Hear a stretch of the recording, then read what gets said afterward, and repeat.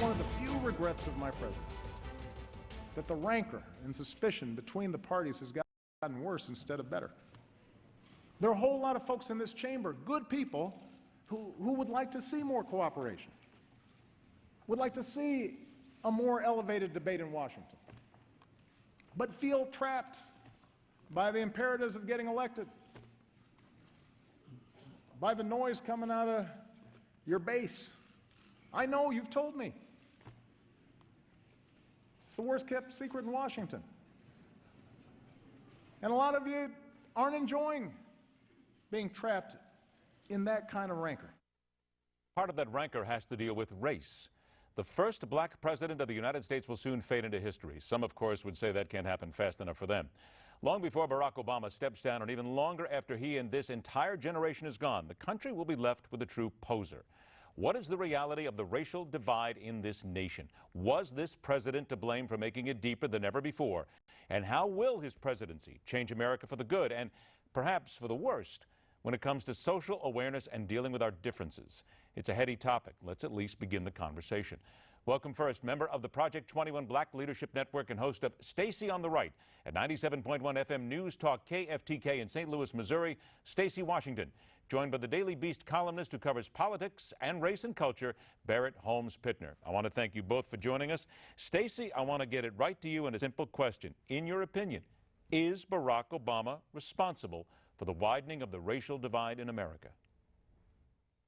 Yeah, there's been a lot of opportunities for this president to come out and talk about things that really matter to the Black community: the jobless rate, the fatherlessness rate, the amount of children who are growing up in homes that are poverty-stricken and receiving food stamps and SNAP benefits. And in each opportunity, the president has pivoted to his agenda and preferring to instead focus on immigration, illegal immigration, demonizing Americans on their treatment or supposed treatment of Muslims, and his obsessive just discussion centering on controlling guns, when the true issue in inner city communities is the lack of fatherlessness. And Barack Obama happens to be an excellent husband and father, and he has not once ever taken a step into that area and said, look, we've got to stop having children out of wedlock. We've got to start focusing on families. We've got to have parents teach their kids to read before they get to kindergarten. We've got to focus on families instead of disarming law-abiding Americans like myself, where I actually don't need the president to tell me what kind of gun or what kind of suppressor or what kind of ammunition I should be permitted to buy under the Second Amendment that shall not be infringed. I already know what I can have, and I don't need the president's comments on it. Stacy, you make a very powerful case. Barrett, agree or disagree? I disagree entirely with Stacy, and I don't think Obama has made our racial situation worse in America.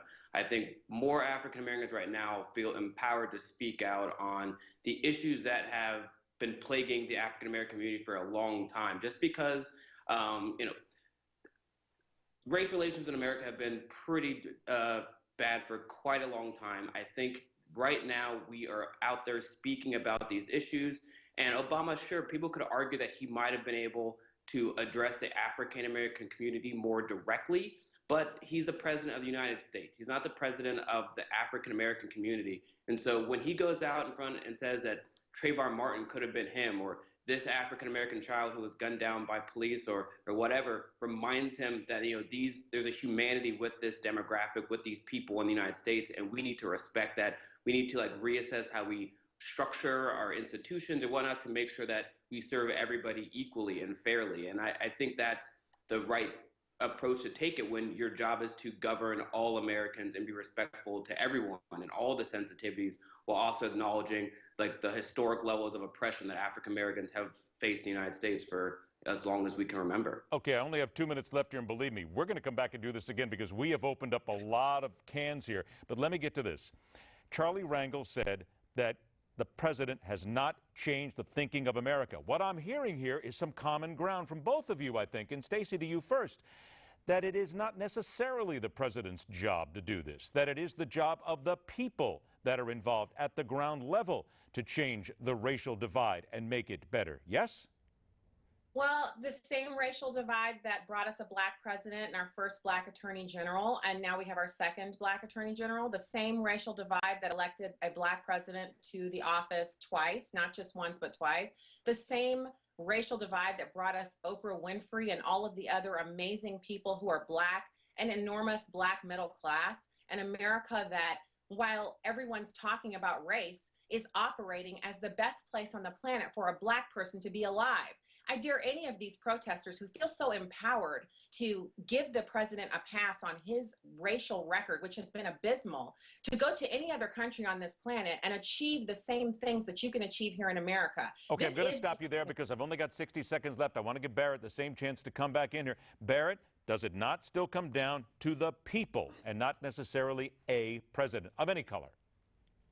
I think it's a two-way street. Like, people need to have honest conversations with each other about the racial history of the United States, and the president, clearly he can influence and give an angle or whatever for people to look at. But yeah, we have to have our one-on-one conversations, be respectful. I think he ended his State of the Union address by talking about we need to have a discourse, and I think that we should condone that at the macro and the micro level, at the politics and one-on-one citizens. So yeah, it's up to everybody to confront these racial issues. Of all colors, and I want to make that very clear. A recent Rasmussen Reports national telephone survey found only 20% of likely U.S. voters believe the president has brought Americans of different races closer together. But as we pointed out here, the president is only one individual. It has to come down to everybody at the ground level one way or another. They've got to make it happen. As I said, we got to come back and do this. We may have to do this for an hour one night because there's a lot of things we need to cover.